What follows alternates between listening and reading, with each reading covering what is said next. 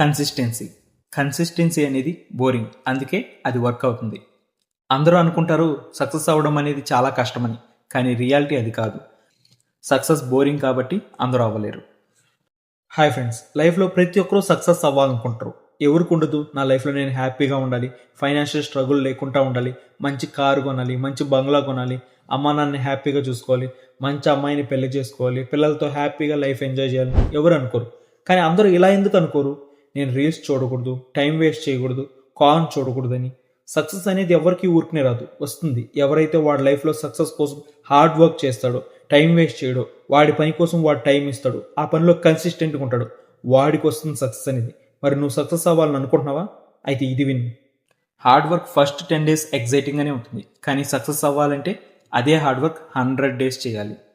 అదే ప్రాబ్లం. మీరు ఎందుకు సక్సెస్ అవ్వలేకపోతున్నారు? రియల్ రీజన్ ఏంటి? మీరు డిసిప్లిన్గా లేరని అనుకుంటున్నారా? కానీ అది నిజం కాదు. నిజం ఏంటంటే మీరు బోర్డమ్ని టాలరేట్ చేయలేరు. మీరు సక్సెస్ అవ్వాలంటే same routine, same effort, same discipline 100 రోజులు ఉండాలి. కాదు, సక్సెస్ అయ్యే వరకు ఉండాలి. ఓకే, మీకు ఒక ఎగ్జాంపుల్ చెప్తా. ఒక పర్సన్ ఉన్నాడు, ఫస్ట్ 10 days యూట్యూబ్లో వీడియోస్ పెట్టాడు. ఆ 10th day ఆయనకు నమ్మకం వచ్చింది నేను సక్సెస్ అవ్వనని, ఎందుకంటే ఒక 50-60 వ్యూస్ వస్తున్నాయి. బట్ రియాలిటీ ఏంటంటే అదే పర్సన్ 100 వీడియోస్ చేస్తే 101 వీడియో అయినా పర్ఫామ్ చేస్తుంది, వైరల్ అవుతుంది. అప్పుడు అతడు సక్సెస్ అవుతాడు. ఇక్కడ ఏంటి, 10 daysలోనే ఆయనకు తెలిసిపోయింది నేను సక్సెస్ అవ్వనని. ఇది కన్సిస్టెన్సీ కాదు. కన్సిస్టెన్సీ అనేది నువ్వు సక్సెస్ అయ్యే వరకు చేస్తూనే ఉండాలి. అది ద రియల్ కన్సిస్టెన్సీ అంటే.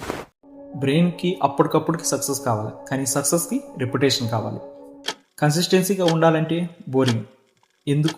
ఎందుకంటే ఒకటే పని చేస్తూ ఉంటే మనకు బోరింగ్ అనిపిస్తుంది.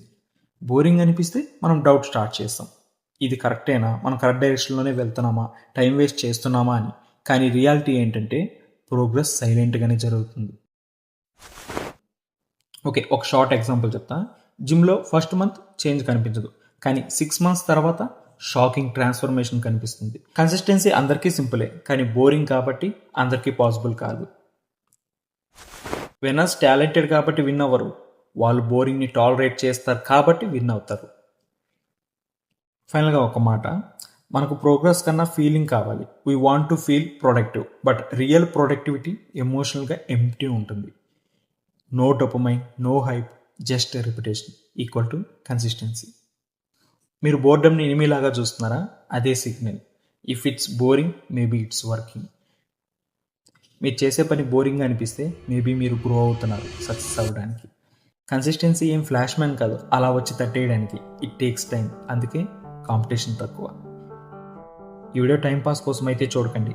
ఒకవేళ నువ్వు అలా చూస్తుంటే థ్యాంక్ యూ సో మచ్.